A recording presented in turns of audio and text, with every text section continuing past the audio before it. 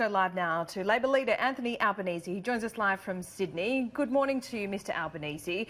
First of all, let's Good morning, Laura. pick up where we just left off. Israel Folau blaming the bushfires and the drought, saying it's God's punishment for legalising abortion and same-sex marriage. What's your take?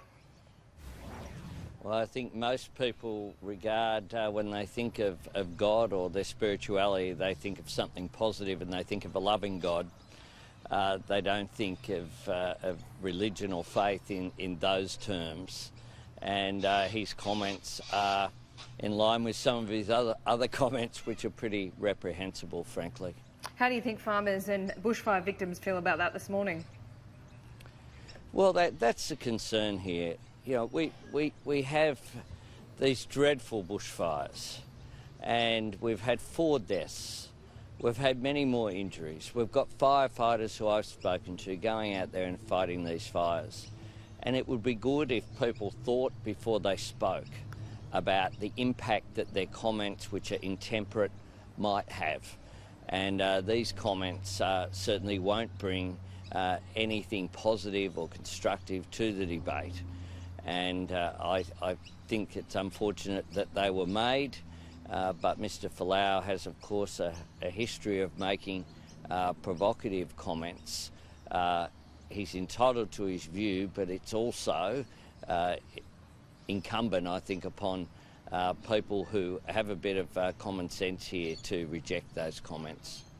We've seen 2 Liberal MPs over the weekend banned from going to China. Matt Keogh, a Labor MP, was also supposed to go on this trip. Will he be going?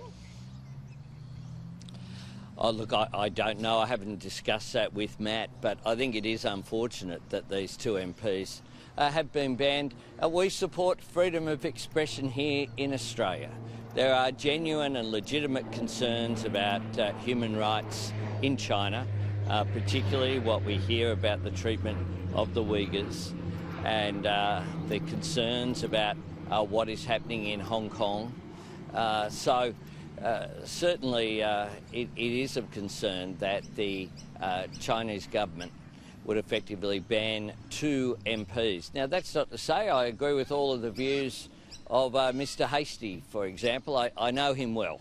I've got to know him since he's been elected to Parliament. I think he's genuine in his views. Some of those views I agree with, some of them I don't. I think that in our dealings with China, we need to deal with them diplomatically and respectfully while standing up for our views on human rights. If Matt Keogh does go to China, though, what kind of, tacit message does that send to China about Australia's bipartisanship? There'll be Liberal Party MPs going to China all the time. Let's be clear here. There have been MPs going, there will be MPs going in the future, and I have no doubt that that will be the case. Indeed, I'm aware of a delegation that's being organised cross-party next year in terms of the party organisation. So I don't draw any more into it than that. The fact is we do need to have relations with China. Prime Minister Morrison had a meeting recently with a senior Chinese representative. Are we going to say that the government won't have any meetings with anyone from China because of these incidents? I don't think so. I think what we need to do is to call it out as a wrong decision by China, say that we disagree with it across the political spectrum here in Australia. We think that any Australian official, an elected representative, is entitled to express their views, and that shouldn't be a barrier to them being allowed to visit another nation. Well, will Matt Keogh go with, your authority to call out some of these things when it comes to human rights record? Of course he will. Of course he will. And when Prime Minister Rudd went up there as the Prime Minister, he gave a speech about human rights in China. We should always be prepared to raise issues and be prepared to put an Australian perspective. That's the whole point of having people-to-people relations, is that we hear from different perspectives, just as it's perfectly legitimate for a Chinese representative here to state their views. we support freedom of expression in this country. It's an important foundation stone of our democracy. We can hear that you're in your electorate of Marrickville this morning with the planes flying I am overhead. indeed. You weren't. That's the Marrickville pause. Okay, absolutely. There's dogs being walked. Well, we're not going to pause. We're going to push on. You weren't in Victoria for the Labor conference over the weekend. Does that show that you're willing to stand up to John Setka, but not the CFMEU? No, I didn't go to the South Australian conference either, and I didn't go to the Tasmanian conference either. I can't be everywhere at all times. I had a meeting scheduled. I was in my electorate yesterday, and with Bill Cruz of the Exodus Foundation. I can't be all places at all once. And indeed, the week before, I was in Victoria 3 times, and I'll be in Geelong this Saturday. The fact is that I took action against John Setka. Yeah. He's now out of the party. That's something I demanded.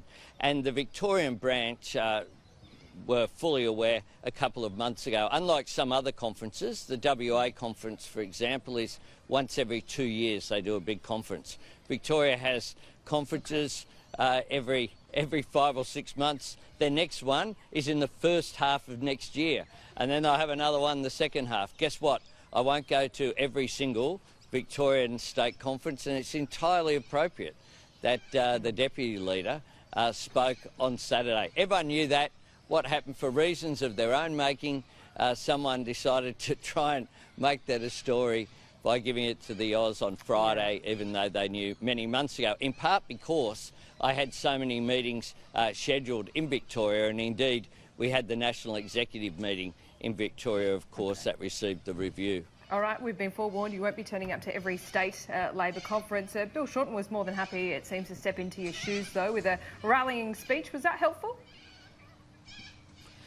Bill's entitled to speak at an ALP conference in his local branch, and indeed Moonee Valley, of course, is in his electorate.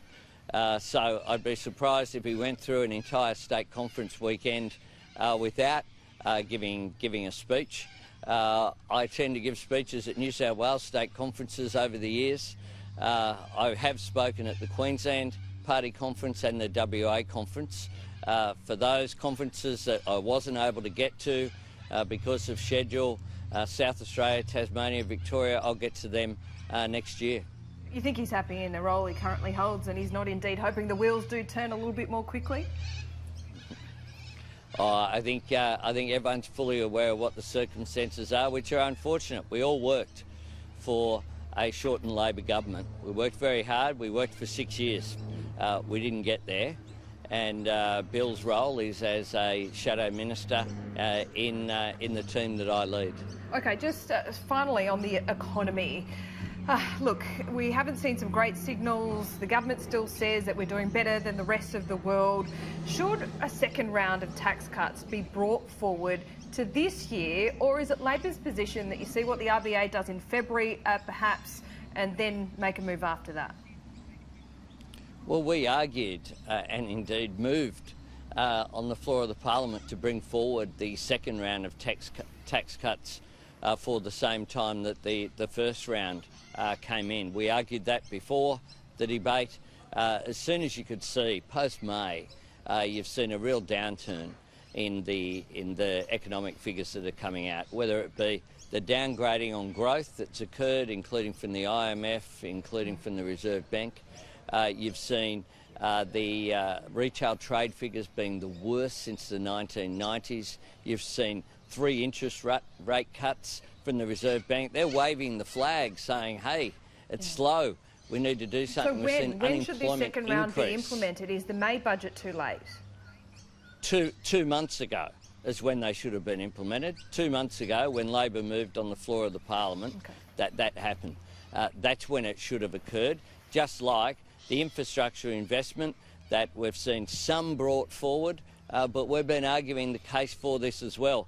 I'm visiting Adelaide tomorrow, and I suspect that's why, because we gave some advanced stories, I suspect that's why some of the bring forward is happening in South Australia of infrastructure being announced by the government today. Maybe the way that I get an infrastructure bring forward is to put out notices of everywhere I'm going and see if that can bring forward some money. I'll be in Geelong on Saturday, Prime Minister Morrison, so maybe you can do a bring forward of investment for some of the Geelong projects and the projects in Western Victoria. Yeah, helping out your deputy there, no doubt. Just quickly before I let you go, on the economy, I think people really don't want to know where you stand. Rudd described himself as an economic conservative. Would you describe yourself in similar terms?